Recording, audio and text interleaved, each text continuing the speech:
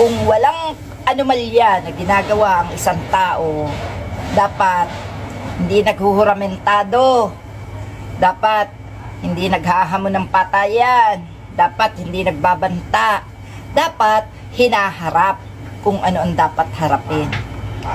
Alam mo, itong si Sara, warfik talaga to. Gagawin niya ang lahat para maabswelto siya sa mga investigasyon. Kapag sumuko ang mga taga-Quadcom sa katatanong sa kanya, gagawa at gagawa pa rin yan ng maraming katarantaduhan. Pinalaki sa katarantaduhang buhay yan ng ama, kaya ganyan. So, kung itong mga taga-Quadcom ay susurrender sa katarantaduhan ni Sara Duterte, talo kayo. Pinaka-the best nyong gawin dyan sa gobyerno para tahimik tayong lahat. I-impeach nyo si Sara Duterte. Tapos ang laban. Alam niyo yan si Sara Duterte. Hindi lang ganyan ang gagawin niyan. Yung mga ginagawa nilang drama, yung mga ginagawa nilang dahilan, may sakit, hindi alam, walang alam, ewan, yan ay isang pang-iinsulto sa mga nag-iimbestiga. No? Kayong mga nasa Quadcom, kayo naman ay mga nakapag-aral, kayo na may mga disenteng tao kung ituturing. Nahahaluan lang kayo ng garapal katulad ni Sara Duterte. Dapat kumilos kayo. Hindi naman kayo pababayaan ng taong bayan no? Kung nasa tama at nasa lugar ang inyong aksyon. Sino ba yan? Vice President lang naman yan. Sino ba ang kanyang hinihiya? Ang bansa na pinaglilingkuran ninyo. Hindi ba't kasama tayong lahat sa kahihiyan? Dapat kayong mga taga-Quadcom, samahan na ni Marcos, alisin nyo na sa tungkulin si Sara Duterte. Ano ngayon, magwala siya? Ano ngayon, magpapatay siya? Siya lahat ang aani ng katarantaduhan niya.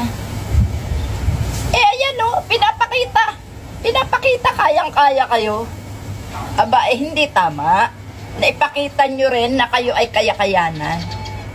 Huwag kayo magpapatakot. Isa lang ang buhay. Sabi nga nung mga supporters ni Sara Duterte, si Attorney Leni daw ay pinatay ang asawa ng dahil lang sa bayan. Maganda yon. Karangalan yon. Namatay ang isang tao ng dahil sa bayan. Itong ginagawa ni na Duterte, kahit mamatay sila, hindi sila karangal-rangal para sa bayan, no? Alam nyo, hanggat may matatakot ang mga hudas na yan, hanggat ipinakikita na may natatakot sa kanila, hindi titigil ang mga iyan. May power kayo, nasa posisyon kayo, pirman nyo lang lahat ang kailangan. Kung kailangang papirmahin ng taong bayan, papirmahin nyo, no? Meron kayong mga LGUs, may mga barangay, papirmahin nyo lahat ng tao. Lampasan nyo yung 32 million na ipinagmamalaki niya. Ganun lang yun. Mayabang Pinagyayabang niya 32 million ang bumoto sa kanya. Paano yung natitira?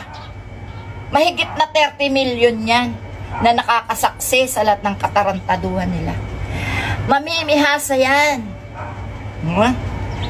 Lahat ng anomalyang gagawin niyan, dadaanin niya sa pananakot, dadaan niya sa pantataranta, dadaan niya sa pag-iskandalo, dadaan niya sa panggugulo sa bansa, dadaan niya sa kahihiyan para lahat kayo'y manahimik, para kayo'y tigilan siya.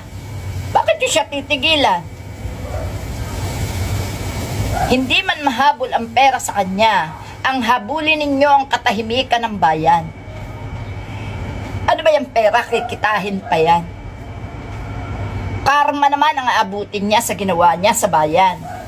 So, ang pera mawawala, nakikita, no? Pero yung kahihiyan ng isang bansa sa buong mundo, yun ang pakaisipin nyo. Meron tayong vice-presidenteng baliw, vice-presidenteng adik, bangag, may vice-presidenteng war freak, may vice-presidenteng abusera. At kayo matatakot sa mga Duterte.